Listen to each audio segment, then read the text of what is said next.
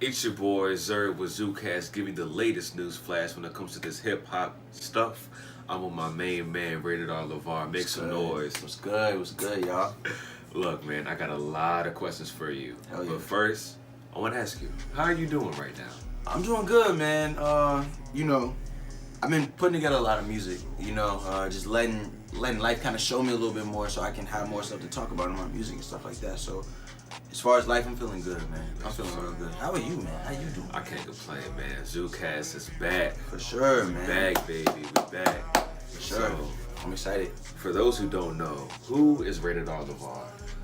Rated R Levar is somebody who has felt like he had a chip on his shoulder like his whole life. You know what I'm saying? Like, felt like he always had something to prove. So like, here I am just constantly trying to battle the person that I was yesterday, trying to be better than, than I was yesterday. So just being yourself always works.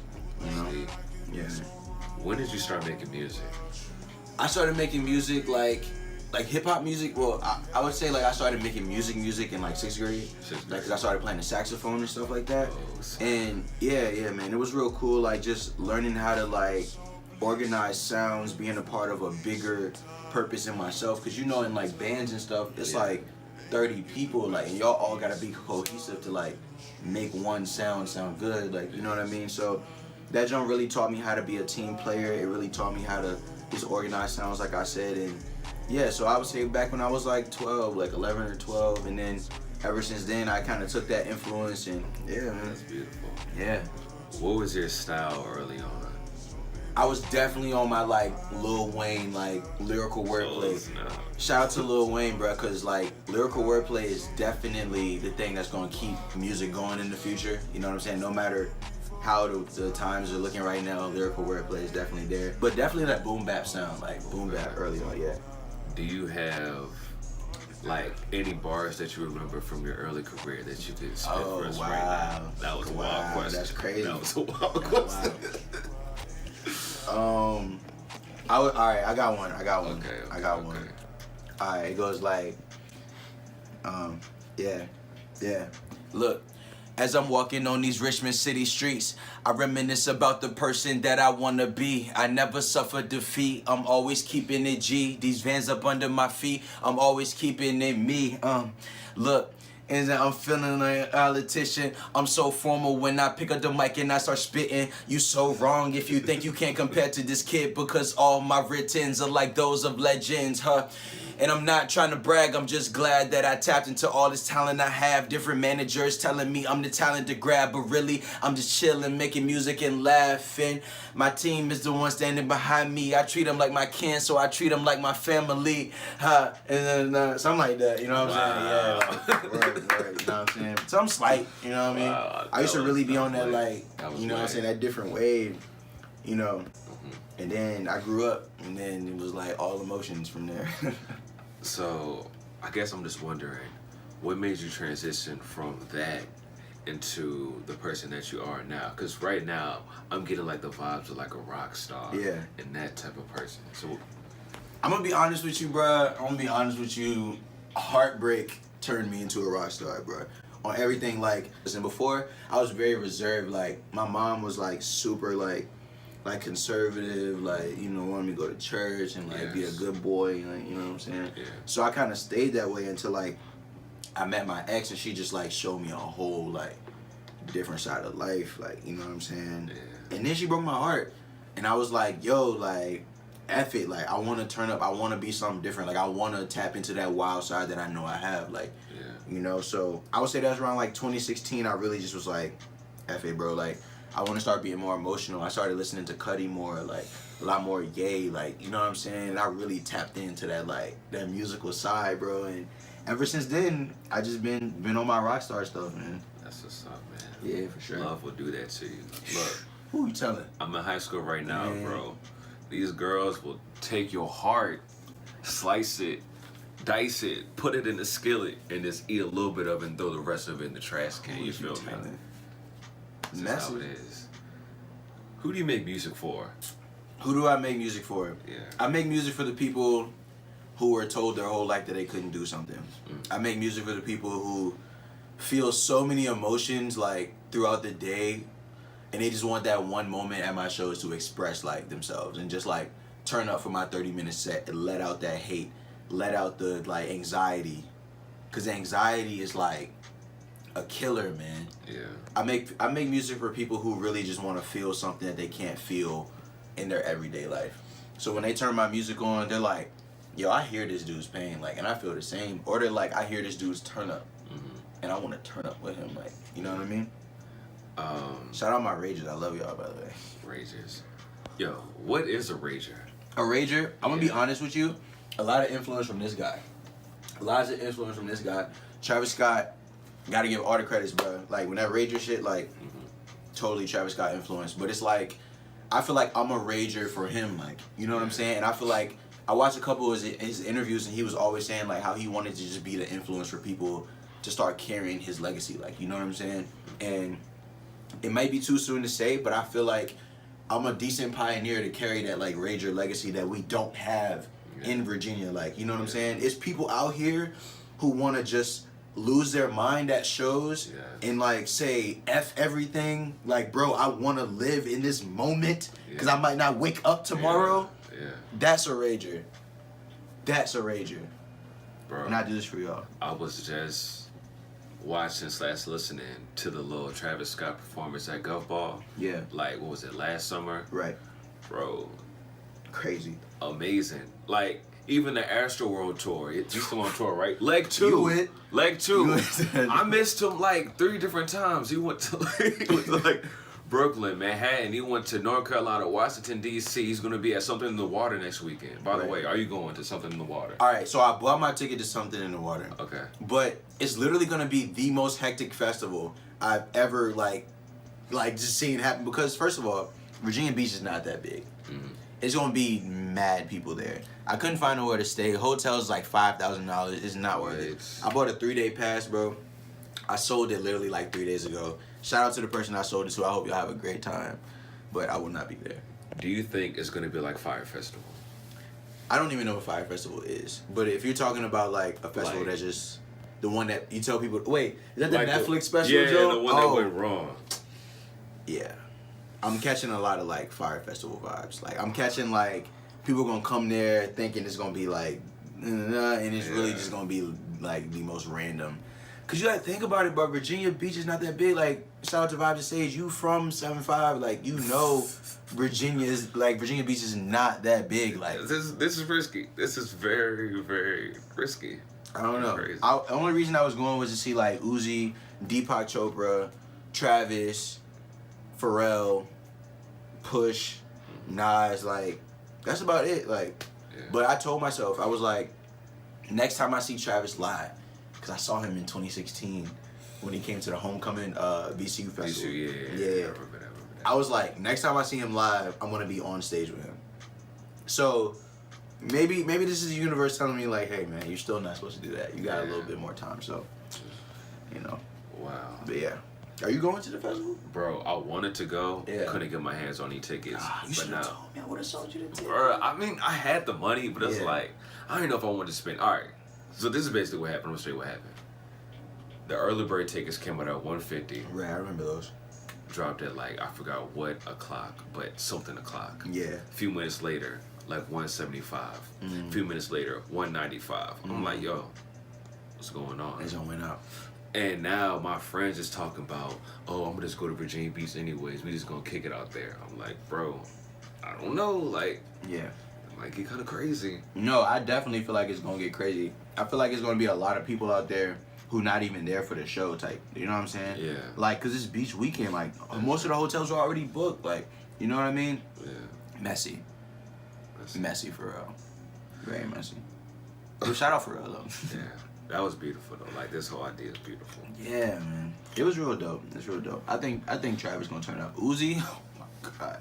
Sanguine Paradise. That's gonna be crazy. Yeah, man. What is Rad Boy Records? The Rad Boy Records, in a sense, is a collection of people. It's like a collection of outcasts, bro.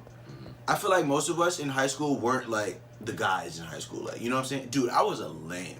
For real? I was a lame. You know what I'm saying? And it's like, I knew, like, personally, I know I had a lot of confidence in myself. Yeah. But like other people, they would have said I was a lame. Like, you know what I'm saying? Because I made my own clothes. First of all, I made my own clothes. Sorry, I had to do that. Yeah. You know what I'm saying? I did my own thing. I was like, bruh, I'm gonna be like myself. And people clowned me, bro. I was ahead of my time, bro. I was very ahead of my time in high school. And so Rad Boy Records, back to Rad Boy Records. Yeah. I'm sorry. But back to Rad Boy Records, I feel like it's a collective of individuals who always felt different, bruh. You know what I'm saying? Who allowed the world to like, it's like we allow the world to show us stuff, but we don't just sit there and take it all in and just like, you know what I'm saying, sit there and mope in our life. We're like, bro, we're gonna take these bad experiences and put them into music, House of Rages, merch, energy. We're gonna put it all out for everybody to witness, you know what I'm saying? And that's what Rad Boy Records is. Was it always your plan to have your own thing like this? Dude, I tell you, when I was in like 6th grade, I knew I wanted to be in a band. So like I always had that like mentality of I want to be around people who are doing the same as me, like, you know what I'm saying, or just like has the same type of motivation to do something better than what we're doing. So this was always the goal, you know what I mean? Like don't get me wrong though, I'm a very like independent artist, like, you know what I'm saying, I'm very much a solo artist, but it's like I love people around me who also own their stuff too, like, you feel me? Who is in Rad Boy Records? All right, first off, shout out to Vibe to say she's behind the camera right now. Y'all don't even know this. He's in Rad Boy Records. We got RVA Duggar in Rad Boy Records. We have Akira in Rad Boy Records. We have Jigga in Rad Boy Records. We have Lil Boofman in Rad Boy Records. We got DJ Nonsense in Rad Boy Records. And we also have Darnell in Rad Boy Records. Shout out Nelly Nell. He out in ATL holding that joint down. We got Jake Elise and Rad Boy. You know what I'm saying? But I'm going to be honest with you. It's like Rad Boy is at the point where it's like not all of us rep it all the time. Yeah. You know what I'm saying? It's more like I put people on and was like, hey, I want you to be a part of this. But it's like if you decide to do your own thing, it's cool. Like, you know what I'm saying? So I'm going to be honest with you. There's a lot of like unsaid if I'm in Rad Boy or not. Yeah. But we all know it's fam at the end of the day. Like if we had that conversation, it's nothing. Like, you feel me? Like, but I want to put like more people in Rad Boy. Oh, wait, hold up. Shout out to RVA Marlin in Rad Boy Records. Shout out to Genesis Hill out there in Korea holding it down. Shout out to Genesis, he in Rad Boy Records too. I'm forgetting. See, look, you got me on the spot. I'm forgetting my homies. Hey, bro. It's so many people. Oh wait, hold up. Shout out Vanessa, because she definitely held that joint down, getting us with the graphic designs. God, who else?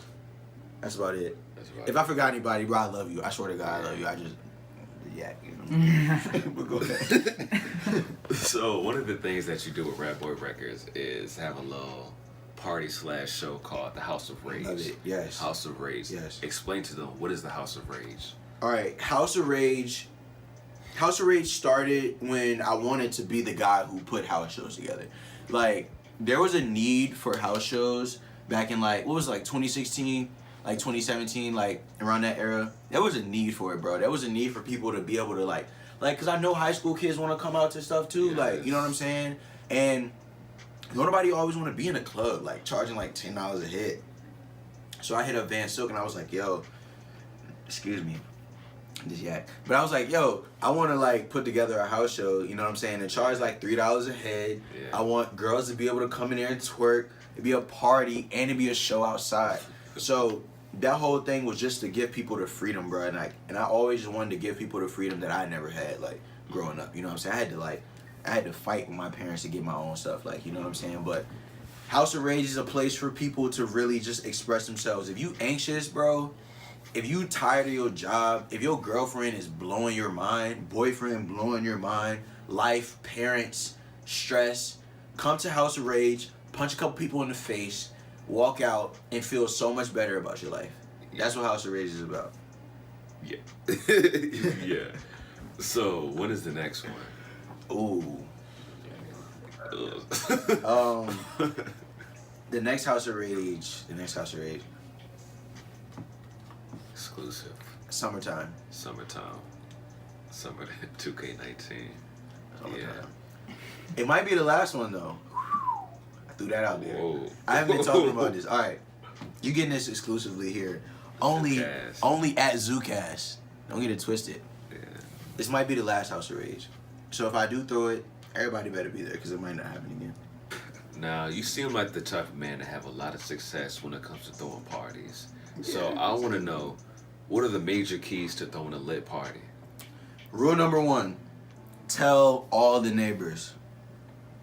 Low-key rules. And you know, I'm glad you asked this. Yeah. Because I've been like, I've been to a few parties in my time, and it seems like people always missing like some key rule to make sure your party's great. So here's some key rules from Levar. Tell your neighbors ahead of time. Tell them like 2 days ahead of time. Most of the time they're gonna be cool with it. If they're not, you know which ones are snitching on you. Period. Rule number 2, always have security. They don't even gotta be strapped up. Just have a big dude in front of your house because people won't start stuff. Don't nobody want problems with a big dude. Shout out Darnell. Not like he's fat, you know what I'm saying? But like, you know what I'm saying? He can knock somebody out. Yeah. Rule number 3 to throwing parties. Always have liquor. Always have liquor. I know a lot of underage kids, you know what I'm saying? I'm not telling you to go buy liquor. But if you throwing a party and you can get liquor the right way, get it. It makes everything better when you're throwing a party. Rule number 4. What's the number 4? I think it was number 4. Rule number 4. Don't matter. And the most important rule. Yo, DJ gotta be lit. If your DJ whack, your party's whack. whack. Yeah. Simple as that. And that's my party rules. This is up. But like everybody tried to have a little Project X type of thing. Yeah. Not really successful. But keep trying. Yeah. Keep trying. You know, it'll happen one day. What's your opinion on streaming? Streaming. Yeah. Yeah, I was crazy because Vibes was just showing me like a little post the other day about how much you get from like actually streaming and stuff like that. And streaming is fickle, man. I'm gonna be honest with you, streaming is fickle. But you notice like artists like Travis, they bundle their stuff. They're throwing out merch with the stream. You know what I'm saying? Then it's all packaged up. So you gotta be smart about your streaming. But streaming is fickle. You don't make a lot of money. You know what I mean? It's like a whole breakdown of like how much money you make, but you really don't make that much money. Like, So how are rappers making money today? rappers are making money from promotional deals. If you have a lot of followers on Instagram, they're getting paid to like wear certain clothing. A lot of rappers are getting paid from Fashion Nova right now to sport their stuff. A lot of rappers are also doing like Lil Yachty, Sprite commercials. He's racking up bank. Shoe deals, Travis. You know what I'm saying? Yay. Merchandise, tours. Touring is where they get most of their money. Almost like 100% of their money comes from like touring. Like, you know what I'm saying? You would think you're getting $1 million for every stream, but you're not. You know. Dang. Yeah, man. One of my favorite songs by you is "Pardon Me." That it like I could feel like right in my chest, and I just want to know, like as a fan, what made you write that song? What did you go through?